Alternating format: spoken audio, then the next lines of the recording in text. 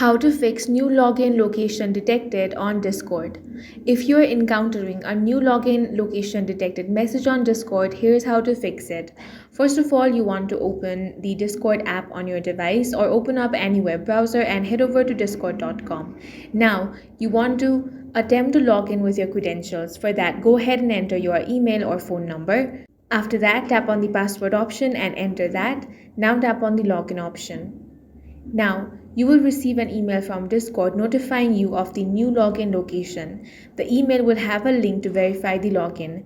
In the email, click on the Verify Login link. You'll see a message with an IP address and prompt to authorize it. Follow the link and return to Discord. After verifying, go back to Discord and try logging in once more. And that's it. You should be able to successfully log in. That's all for this video. If you found it useful, make sure to hit the like button and subscribe for more videos like this.